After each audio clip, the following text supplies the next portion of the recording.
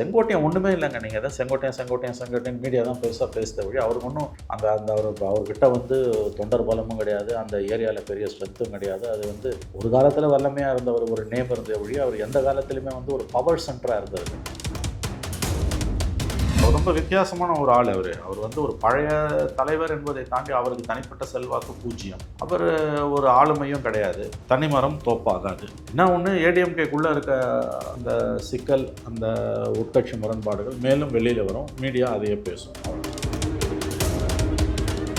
அதிமுகவோட விசுவாசி, அதிமுக ஒருங்கினோடு விரும்பக்கூடிய ஒரு நபராக இருந்தால் எடப்பாடி பழனிசாமி கிட்டேயே இன்டர்னலா பேசி முடிக்கலாம்ன்ற. பிஜேபி இதுக்கு பின்னால் டைரக்டாக இருக்கா இல்லையான்னு எனக்கு தெரியாது, அது இருக்கலாம் இல்லாமலும் போகலாம். சரி, பட் செங்கோட்டையனுக்கு ஏதோ ஒரு அதிருப்தி இருக்குது. அந்த பாதிக்கப்பட்ட ஓபிஎஸ், சசிகலா இவங்க கரங்கள் பின்னால் இருக்கலாம். ஏன்னா இபிஎஸ் வந்து ஒரு தன்னிகரலா தலைவராக வந்து ஆட்சியில் உட்காந்துட்டாருன்னா ஒரு இன்னொரு ஜெயலலிதாவை, எம்ஜிஆரை விட 10 சூப்பர் ஜெயலலிதாவை மாறிடுவாருன்ற பயம் அவங்க எல்லாருக்குமே இருக்குது. இன்னொரு தடவை அவர் வந்து இப்போ ஜெயிச்சு அன்னைக்கு வந்து தன்னை முதலமைச்சராக வேட்பாளராக வச்சு இது வரைக்கும் எடப்பாடி எப்போ ஜெயிச்சார்? ஸோ செங்கோட்டையனோட ப்ராப்ளம்ன்றது அவர் வந்து எல்லாரும் ஒன்று சேரணும்னு விரும்புகிறாரு. அதன் மூலமாக எடப்பாடியோட முக்கியத்துவத்தை அவர் குறைக்கிறத விரும்புகிறாரு. பெருந்தலைகள் பலருக்கும் 2வது தடவை எடப்பாடி சிஎம் ஆகிறதுல விருப்பம் கிடையாது. அவர் இன்னொரு பெரிய லீடராக வந்துடுவார், இன்னொரு பவர் சென்டர் ஆகிடுவார்னு பயப்படுறாங்க. அதோட ஒரு அதை கெடுக்கிறதுக்கான, அதை சிதைப்பதற்கான வேலைகள் தான் இப்போ ஆரம்பிச்சு. போடா சுப்ரீம் கோர்ட் வரைக்கும் வடிவேல் காமெடி மாதிரி விஜய் நினச்சிருக்காரு. அவருக்கு பெரிய செல்வாக்கு இருக்குது, அவர் வந்து சிஎம் ஆகலாம். ஐயா, உங்களுக்கு செல்வாக்கு இருக்கிறது உண்மை, 20% வரைக்கும் ஓட்டு போகிறதுக்கு வாய்ப்பு இருக்குது. சிஎம் ஆக முடியாது. தான் சிஎம் ஆகிறது நோக்கமா அல்லது திமுகவை தோக்கடிக்கிறது நோக்கமான்றதுல தெளிவாக இருக்கணும். எடப்பாடி சிஎம் ஆகிறதுக்கு நான் ஏன் வேலை செய்யணுன்ற எண்ணத்தில் அவர் இருப்பார். ஆனால் திமுக வந்து உட்காரும். திமுக தான் உன் எனிமினா நீ அதிமுக தான் சேர்ந்தாகும், அதிமுக தான் உன் எனிமினா திமுக சேர்ந்தாகும். இல்லை திமுக அதிமுக 2 பேரும் எனிமினா 2 பேரும் ஒழிப்பேன், திமுக ஒழிச்சுட்டு இன்னொருத்தனை கொண்டு உட்கார வைக்கிறதுக்கு நான் எதுக்கு, அதனால் நான் தான் சிஎம் அப்படின்ற கனவுல இருந்தாருன்னா தாராளமாக தனியாக போகலாம். அதனுடைய விளைவை வந்து அவர் அதுக்கப்புறம் வெள்ளித்திரையில் காண்பார். ஏன் பயமுறுத்துறீங்க? பயம் இல்லைங்க, இது யதார்த்தம். நான் எங்க போட்டி போடட்டும், வரட்டும், ஃபைட் ஒரு நம்பிக்கையை கொடுங்க சார். நான் நம்பிக்கை கொடுக்க மாட்டேன், முட்டாள் மாதிரி பேசாது. பேக் டு பேக் கவர்மெண்ட்லாம் வர வாய்ப்பே கிடையாது. இந்த கவர்மெண்ட் எவ்வளோ பிரச்சனைகள் இருக்குது. வெறும் விளம்பரத்தை ஓடிட்டு இருக்க கவர்மெண்ட், விளம்பரத்தை மட்டுமே வச்சு ஓடிட்டு இருக்க கவர்மெண்ட். அதிகாரிகள் நல்லா முதலமைச்சரை ஏமாற்றிட்டு இருக்காங்க, கீழே நிலைமை மோசமாக இருக்கிறது. மந்திரிங்க எல்லாருக்கும் தெரியும் அடுத்த தடவை ரொம்ப கஷ்டம், 2 மாதம் முதலமைச்சருக்கு தெரியாமல் இருக்கலாம். எல்லா மந்திரிக்கும் தெரியும் கதை முடிஞ்சிச்சுன்னு. அதனால் அவ்வளோ சுலபமாக நீங்கள் சொல்லாதீங்க. இதில் ஒன்று மட்டும் நடந்ததுன்னா தமிழ்நாட்டில் ஒவ்வொரு தொழி நீரிலும் அதிக வருவாய் என்ற நோக்கில் உலக வங்கி நிதி உதவியுடன் தமிழ்நாடு பாசன வேளாண்மை நவீனமயமாக்கல் திட்டத்தில் 15 லட்சத்திற்கும் மேற்பட்ட விவசாய குடும்பங்களின் வாழ்வாதாரம் உயர்ந்துள்ளது. ஆச்சி ராயல் குலோப் ஜாமுன் பேக்ஸ், 1 வாங்கினால் 1 இலவசம்.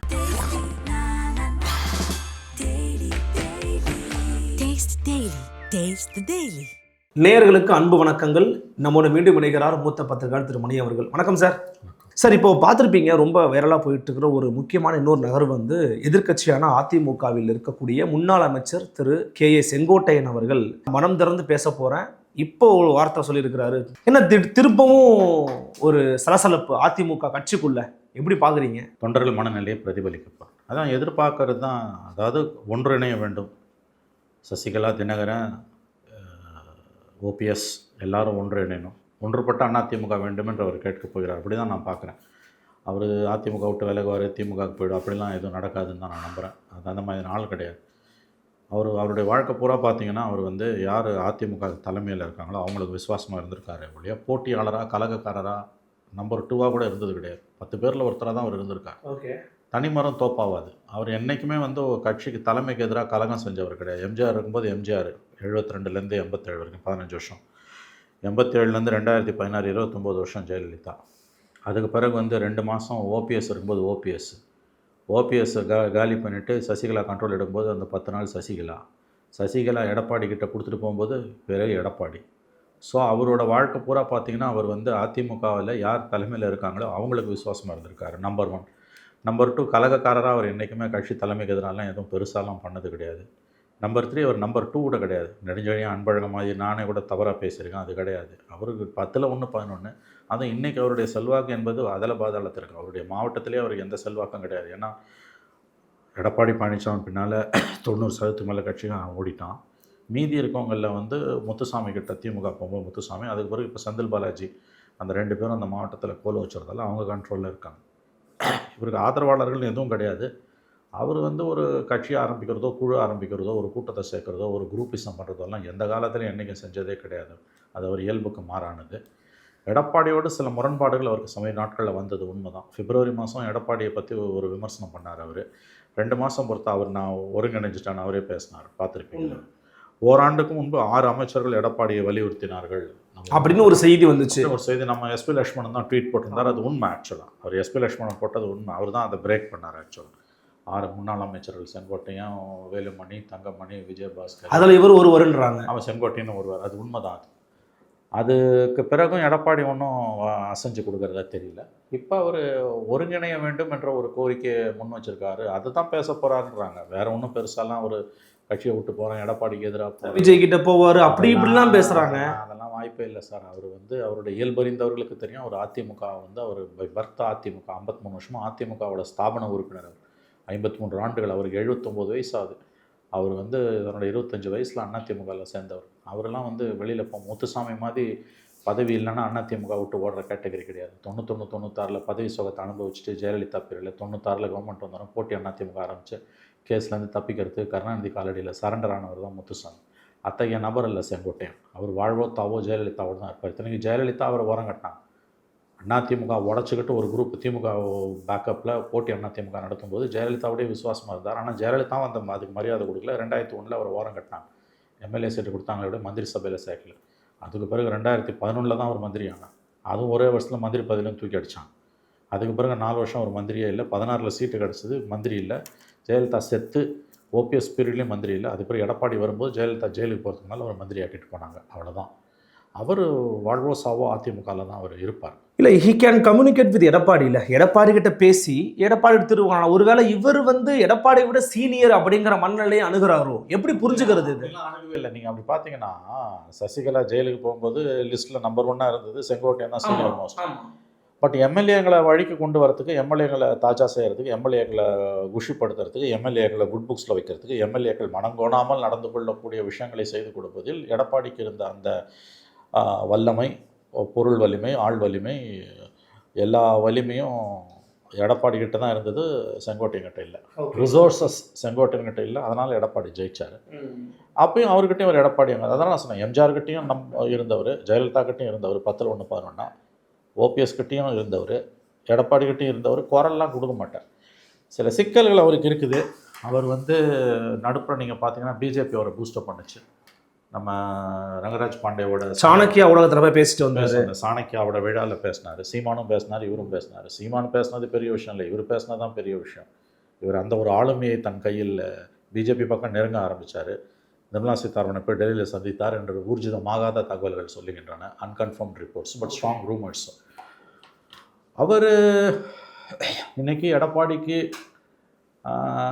எதிராக தான் ஏதோ பேச போகிறார். அது மட்டும் நல்லா தெரியும். இல்லை, அதான் நான் கேட்குறேன். அது எடப்பாடி கட்சி தான் முக்கியம். நீங்கள் சொல்கிற மாதிரி ஒரு அதிமுகவோட விசுவாசி, அதிமுக ஒருங்கினோன்னு விரும்பக்கூடிய ஒரு நபராக இருந்தால் எடப்பாடி பழனிசாமி கிட்டேயே இன்டர்னலாக பேசி முடிக்கலாம்லன்ற அது ஏன் பண்ண மாட்டேங்கிறாருன்னு கேட்குறேன். முடியாத காரணத்தால் தானே அவர் பேசுகிறாரு. அந்த ஸ்டேஜ் எல்லாம் தாண்டி போயிடுச்சு. இன்றைக்கி எடப்பாடி வந்து நான் சொல்கிறத கேட்டுட்டு இருக்கிறவங்க இருக்க இல்லாதவங்க போங்கன்ற ஒரு கண்டிஷனுக்கு வந்துட்டார். ஈவன் செங்கோட்டையன். ஆமாம்மா, செங்கோட்டையன் ஒன்றுமே இல்லைங்க. நீங்கள் தான் செங்கோட்டையன் மீடியா தான் பெருசாக பேசுத வழி. அவருக்கு ஒன்றும் அங்கே அந்த அவர்கிட்ட வந்து தொண்டர் பலமும் கிடையாது, அந்த ஏரியாவில் பெரிய ஸ்ட்ரென்த்தும் கிடையாது. அது வந்து ஒரு காலத்தில் வல்லமையாக இருந்தவர், ஒரு நேம் இருந்த வழி. அவர் எந்த காலத்துலையுமே வந்து ஒரு பவர் சென்டராக இருந்ததில்லை.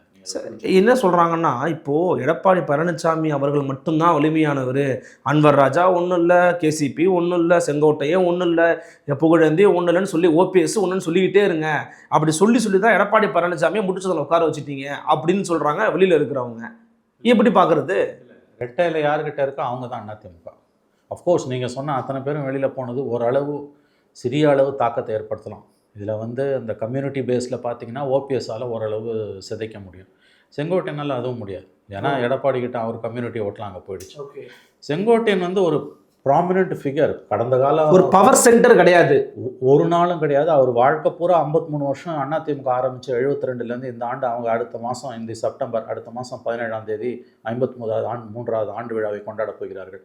ஸ்தாபன தினத்தை கொண்டாடப் போகிறார். இந்த 53 ஆண்டுகளில் ஒரு நாள் கூட அவர் ஒரு அதிகார மையமாக பவர் சென்டராக இருந்ததே கிடையாது.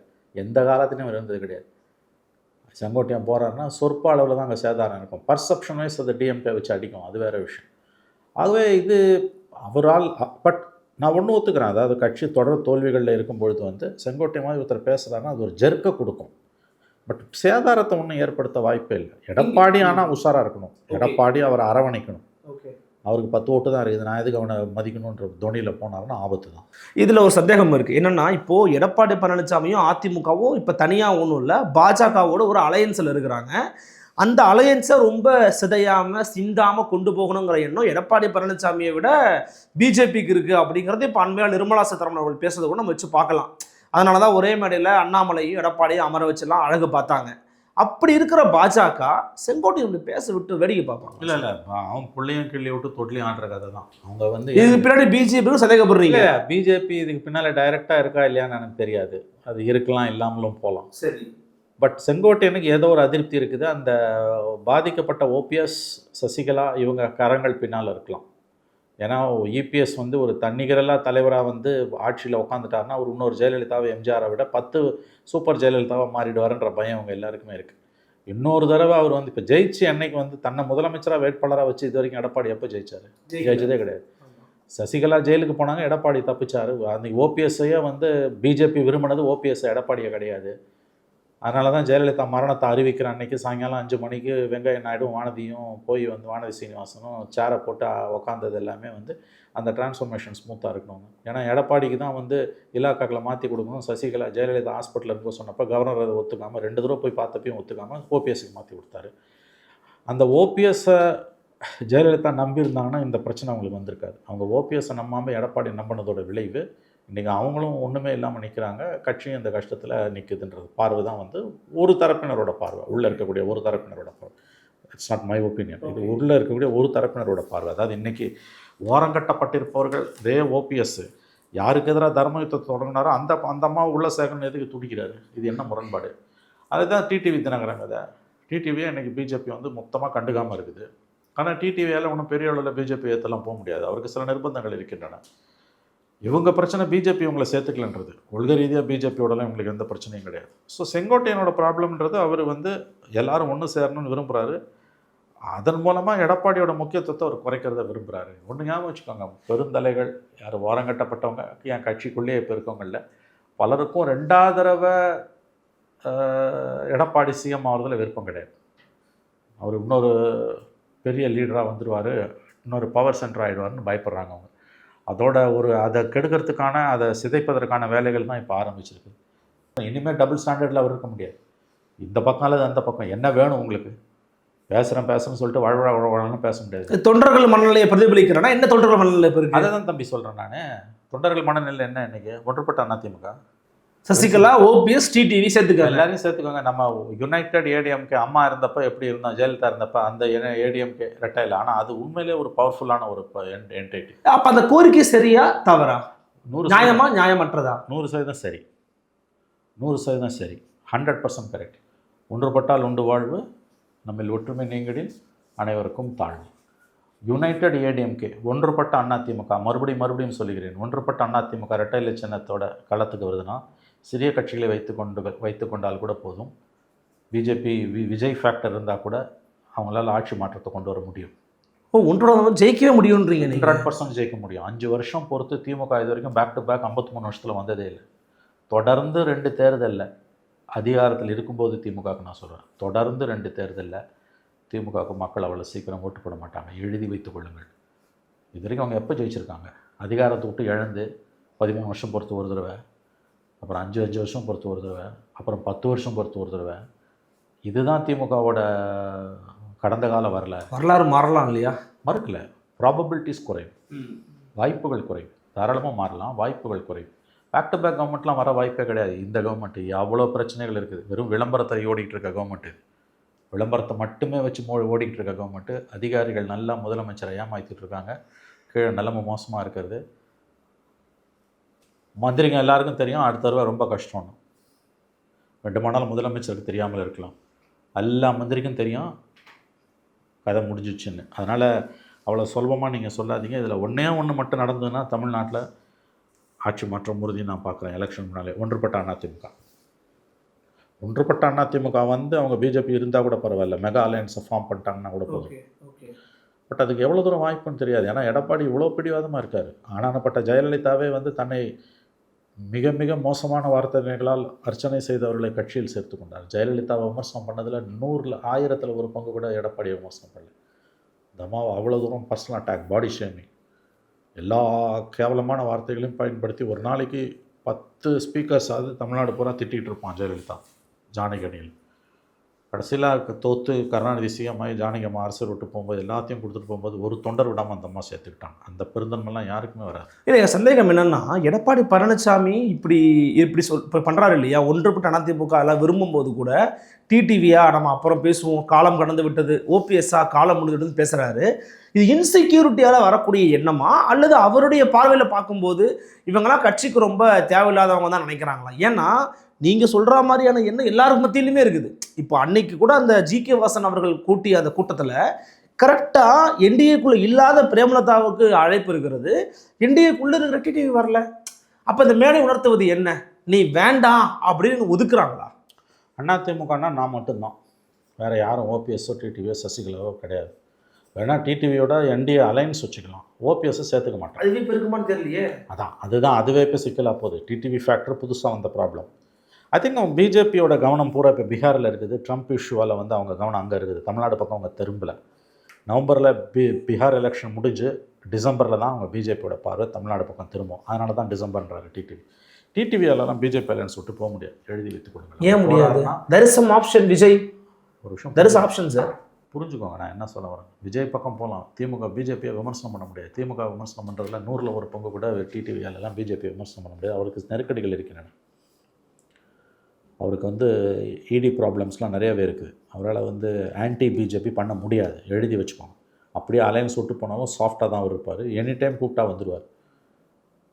அவங்க வருத்தம் வந்து பிஜேபி இவங்களை சேர்த்துக்கலன்றது. அதே தான் ஓபிஎஸும். அதனால தான் அவங்க டிசம்பரில் ஒன்றுபட்ட அதிமுகவை அமித்ஷா என்ஷூர் பண்ணுவார் அப்படின்னு டைம் கொடுக்குறாங்க. ஒரு ஒரு ஒரு காலத்தை வந்து நீட்டிக்கிறதுக்கான காரணம் வந்து அவங்களுக்கு இன்னமும் நம்பிக்கை இருக்குது. விஜயோடலாம் போனாங்கன்னா அன்டெஸ்டட். அது இப்படியும் போகலாம் அப்படியும் போகலாம்.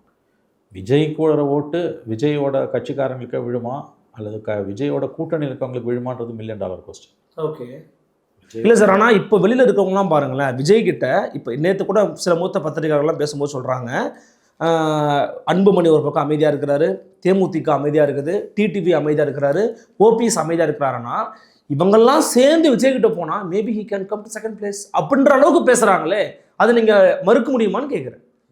அது ரொம்ப தவறான ஒரு பார்வை. இவங்களுக்கெல்லாம் இண்டிவிஜுவலாக வந்து ஒரு ஆட்சி மாற்றத்தை உண்டாக்குற அளவுக்கு செல்வாக்கு யாருக்குமே கிடையாது. TTV as a party, DMDK as a party, Anbumani as a party, 0. இவங்க நீங்கள் சொன்ன இந்த 3 பேரும் சேர்த்து பார்த்தீங்கன்னா கூட 2% ஓட்டு தராது. 2% ஓட்டு தராரு. தேமுதிகலாம் 0.4% கீழேங்க. Let us be practical. டிடிவியால் ஆன்டி பிஜேபி பண்ண முடியாது, ஆன்டி டிஎம்கே பண்ணலாம். அவரை சேர்த்துக்க மாட்டேன்றாங்க. இவங்க எல்லாருமே விஜய் கிட்ட போக துடிக்கிறாங்க. அது உண்மைங்க. பல கட்சிகளில், பெரிய கட்சிகளில், எஸ்பெஷலி திமுக அதிமுகவில் விஜய் கிட்ட போகிறதுக்கு ஒரு ஒரு கூட்டம் தயாராக இருக்குது. பட் அவர் தயாராக இல்லை. அவருக்கு யாரை பற்றியும் கண்டுக்க மாட்டேன்றாரு. அவர் பாட்டு தலைவர்கிட்ட அவர் பேசுகிறதும் இல்லைன்றாங்க. யாருக்கிட்டையும் பேசுறதுல அவர் பாட்டு ஒரு கனவு உலகத்தில் வாழ்ந்துட்டு இருக்காரு. நான் அப்படியே அந்த சூனா பானா இப்படியோ போடா சுப்ரீம் கோர்ட் வரைக்கும் வடிவேல் காமெடி மாதிரி விஜய் நினச்சின்னு இருக்கார். அவருக்கு பெரிய செல்வாக்கு இருக்குது, அவர் வந்து சிஎம் ஆகலாம். ஐயா, உங்களுக்கு செல்வாக்கு இருக்குது உண்மை. 20% வரைக்கும் ஓட்டு போகிறதுக்கு வாய்ப்பு இருக்குது, உண்மையிலே இருக்குது, நான் நம்புகிறேன். சிஎம் ஆக முடியாது, ஸ்பாய்லராக இருக்கலாம், டிஸ்ரப்டர். இதை விஜய் புரிஞ்சுக்கணும். விஜய் வந்து தான் சிஎம் ஆகிறது நோக்கமா அல்லது திமுகவை தோக்கடிக்கிறது நோக்கமான்றதுல தெளிவாக இருக்கணும். அவர் நான் எதுக்கு இன்னொருத்தரை சிஎம் ஆக்கிறதுக்கு வேலை செய்யணும், எடப்பாடி சிஎம் ஆகிறதுக்கு நான் ஏன் வேலை செய்யணுன்ற எண்ணத்தில் அவர் இருப்பார். ஆனால் திமுக வந்து உட்காரும்.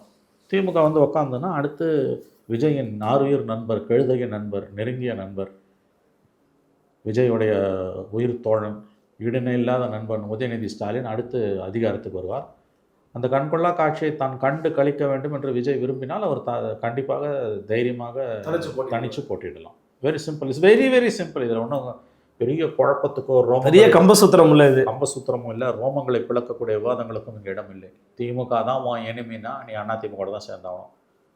அதிமுக தான் அவன் எனிமினா திமுக சேர்ந்தாகணும். இல்லை திமுக அதிமுக 2 பேரும் எனிமி, நான் 2 பேரையும் ஒழிப்பேன், திமுக ஒழிச்சிட்டு இன்னொருத்தனை கொண்டு உட்கார வைக்கிறதுக்கு நான் எதுக்கு, அதனால் நான் தான் சிஎம் அப்படின்ற கனவில் இருந்தார்னா அவர் தாராளமாக தனியாக போகலாம். அதனுடைய விளைவை வந்து அவர் அதுக்கப்புறம் வெள்ளித்திரையில் காண்பார்.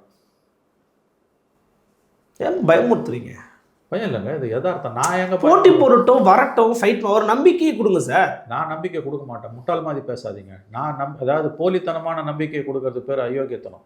களத்தில் நம்பிக்கை கொடுக்கறதுக்கு ஏதுவான சூழ்நிலை இருக்கணும். களம் வந்து ஏதுவாக, களம் இப்போ அப்படி இல்லைன்றீங்க? சுத்தமாக இல்லை சார், சுத்தமாக இல்லை. வரலாறு திரும்புகிறதுன்னு சொன்னது திரும்பாதுன்றீங்க? ஒருபோதும் இல்லை. 67 77 மாற்றம் முட்டாள்தனமானது. இவர் 67 அரசியல் என்னென்னு விஜய்க்கு தெரியுமா?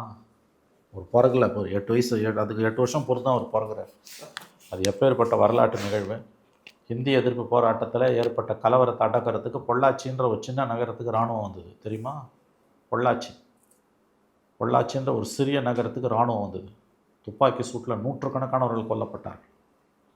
திமுகவே அந்த வரலாறு இன்றைய தலைமுறைக்கு சொல்லிக் கொடுக்க தவறிடுச்சுன்னு தான் நான் நினைக்கிறேன். ஏன்னா அதில் தான் அவங்க ஆட்சிக்கு வந்தாங்க. மொழி போராட்டத்தில் அறுவடை பண்ணி ஆட்சிக்கு வந்தாங்க. 77 வந்து திமுகவோட அராஜகம், குடும்ப ஆட்சி, கருணாநிதியோட டாம்பிகம், இதில் எம்ஜிஆர்ன்ற அந்த மாபெரும் சக்தி வந்து ஆட்சிக்கு வந்தது.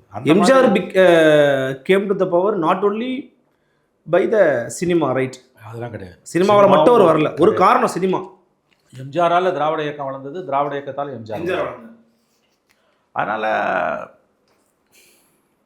IOU index of opposition unity, ஒற்றுமை இல்லைன்னா திமுகவை வீழ்த்த முடியாது. இது விஜய்க்கும் பொருந்தும், அதிமுகவுக்கும் பொருந்தும். எடப்பாடி வந்து இன்றைக்கி வந்து நான் வந்து கட்சியில் தலைமையை கைப்பற்றிப்பேன், ஏன் செல்வாக்கு இருக்கணும், எல்லாரும் ஒன்று சேரணும், நான் ஒன்று சேர்ந்து திமுகவை வீழ்த்துறதுல எனக்கு வந்து சின்ன பங்கு தான் இருக்கும், கட்சிக்குள்ளே நான் 10ல் 1 11 ஆகிடுவேன்னா திமுகவை இருந்துட்டு போட்டோம், அதிமுக மட்டும் என் கண்ட்ரோலில் இருந்தால் போதும், இந்த முடிவுக்கு வந்துட்டார். இல்லை, இதில் ஏன் பிஜேபி தலையிடுமா அப்படிங்கிற எல்லா சந்தேகம் பண்ணின்னு இருக்காங்க. பின்னால் வந்து எல்லா வேலையும் பண்ணுறாங்க.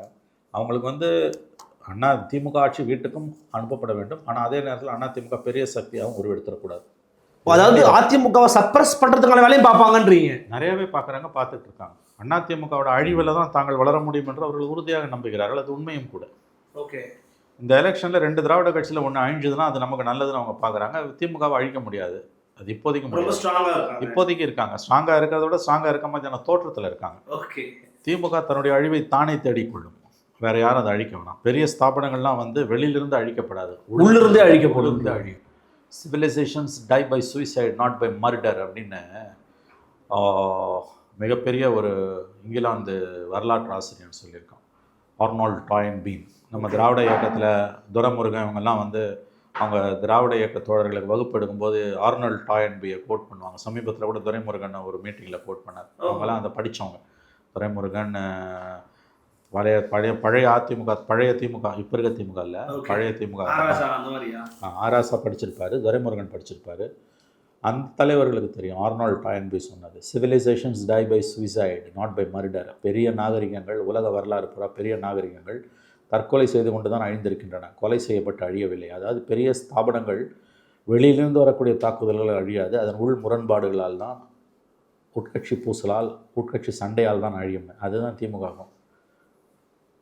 திமுக வந்து வெளியிலேருந்து யாரும் அழிக்க வேணாம், அது உள்ளேருந்து அந்த திருக்காரியத்தை அவங்களே பண்ணுவாங்க. அது கொஞ்சம் நாள் ஆகும், இப்போதைக்கு நடக்காது. இந்த தேர்தலுக்கு பிறகு அந்த பணி ஆரம்பிக்கும், இப்போ எதுவும் நடக்காது. ஏடிஎம்கே இந்த ப்ராசஸில் வந்துடுச்சு. ஏடிஎம்கே வெளியிலேருந்து அழிக்கிறாங்க, உள்ளேருந்து அழிக்கிறது இல்லை. அவங்க பலி ஆகிட்டு இருக்காங்க, அவ்வளோதான். ஏடிஎம்கேவை அழிக்கிற வேலையை வந்து பிஜேபி ரொம்ப கனக்கச்சிதமாக செய்கிறாங்க. அவங்களுக்கு திமுக ஆட்சி அகற்றப்படவும் வேண்டும், ஆனால் அதே நேரத்தில் எடப்பாடி கம்ஃபர்டபுளாக வந்துடக்கூடாது, தங்கள் கட்டுப்பாட்டில் அவர் இருக்கணும். அப்படி இல்லை அவர் தனியாக வளர்றாருன்னா அதை கெடுக்கிற வேலையை அவங்க பண்ணுவாங்க. அங்கேயும் இந்த சிக்கல் தான் இருக்குது.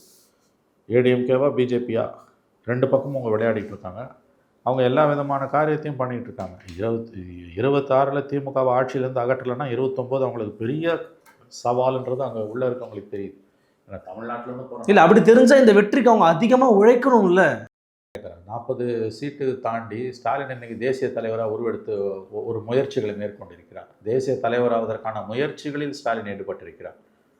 அது வந்து பிஜேபிக்கு பிடிக்காது. மோடியா லேடியான்னு கேட்டதோட பலனை ஜெயலலிதா 3 மாதத்தில் அனுபவிச்சாங்க, 4 மாதத்தில் அனுபவிச்சாங்க. இந்த செப்டம்பர் 27 வந்துன்னா அவங்க ஜெயிலுக்கு போய் 12 வருஷம் ஆகும், 11 வருஷம் ஆகும்.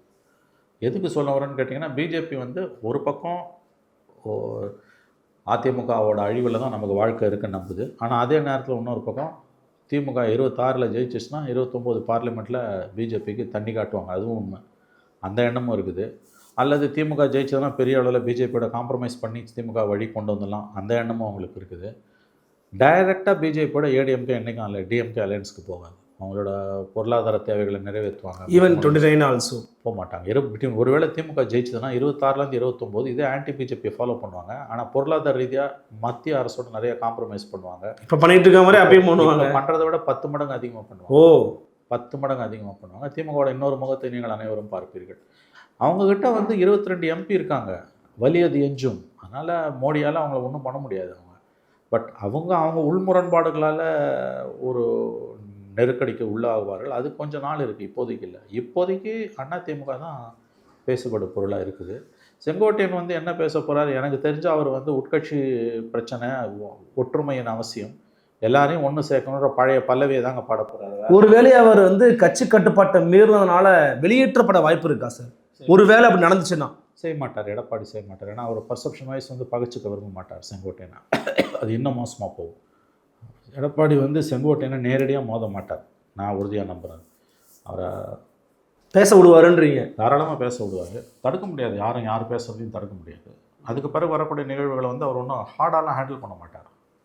முதல்ல அவர் பேசட்டுங்க, என்ன பேசுகிறாருன்னு பார்த்துப்போங்க. இல்லை, டிஎம்கேக்கு போக மாட்டாருன்னு கன்ஃபார்மாக சொல்கிறீங்க, மற்ற பிஜேபிக்கு போக மாட்டாருன்னு சொல்கிறீங்க, அதிமுக விசுவாசியாக இருப்பார், பட் முரண்பாடுகளையும் பேசுவார்னா அது எப்படி எடப்பாடி சகிச்சுக்க முடியல? இல்லை சகிச்சுப்பார்.